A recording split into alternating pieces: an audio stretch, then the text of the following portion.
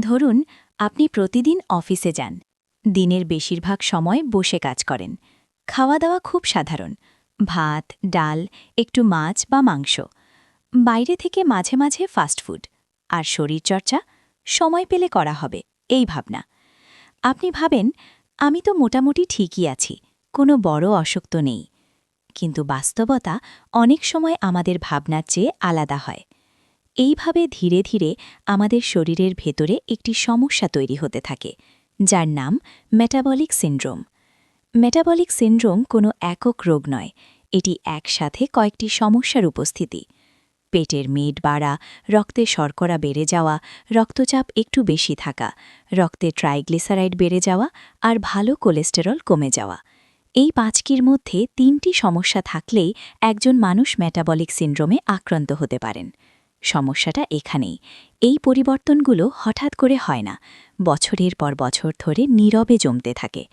প্রথমে শুধু ভুঁড়ি বাড়ে, অনেকে বলেন বয়স তো হচ্ছে, এটা স্বাভাবিক। তারপর হাঁটলে একটু হাঁপ লাগে, ঘুম ঠিক হয় না, কখনো ক্লান্ত লাগে, কখনো অকারণে বিরক্তি আসে। কিন্তু আমরা গুরুত্ব দিই না, কারণ আমরা ব্যথা না পেলে রোগকে রোগ মনে করি না। এদিকে শরীরের ভেতরে ইনসুলিন ঠিকমতো কাজ করতে পারে না, রক্তের শর্করা বাড়তে থাকে, রক্তনালীর ওপর চাপ পড়ে, হার্টকে অতিরিক্ত পরিশ্রম করতে হয়। এই অবস্থাকেই বলা হয় মেটাবলিক সিন্ড্রোম। এই সমস্যার সবচেয়ে ভয়ঙ্কর দিক হল এটি ভবিষ্যতের ডায়াবেটিস, হার্ট অ্যাটাক, স্ট্রোক এবং কিডনি সমস্যার ভিত করে দেয়। অনেক মানুষ বলেন হঠাৎ করেই হার্ট অ্যাটাক হয়ে গেল, কিন্তু বাস্তবে হঠাৎ কিছুই হয় না, এর পেছনে থাকে দীর্ঘদিনের অবহেলা। এখন প্রশ্ন, এটা কি প্রতিরোধ করা যায়? উত্তর হল হ্যাঁ, অবশ্যই যায়।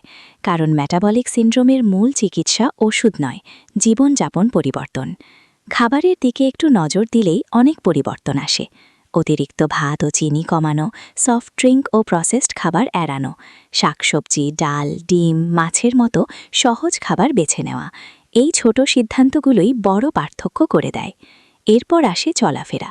প্রতিদিন আলাদা করে জিমে যেতে না পারলেও 30 মিনিট হাঁটা একটা বড় শুরু হতে পারে। লিফটের বদলে সিঁড়ি, একটু দূর হলে হেঁটে যাওয়া, এই ছোট অভ্যাসগুলোই শরীরকে আবার সচল করে। আরেকটি গুরুত্বপূর্ণ বিষয় ঘুম। ঠিকমতো না ঘুমালে শরীরের হরমোনের ভারসাম্য নষ্ট হয়, ফলে ওজন, সুগার সবকিছুই নিয়ন্ত্রণের বাইরে যায়। দিন শেষে নিজের শরীরের কথা একটু ভাবা দরকার, কারণ শরীরই আমাদের সব কাজের ভিত্তি। শেষে একটি কথাই বলা যায়, মেটাবলিক সিন্ড্রোম কোনো দুর্লভ রোগ নয়, এটি আমাদের চারপাশেই আছে। আজ যদি আমরা নিজেদের দৈনন্দিন অভ্যাসগুলো একটু খেয়াল করি, তাহলে বড় রোগ আসার আগেই নিজেদের থামানো সম্ভব। শুরুটা আজ থেকেই হোক।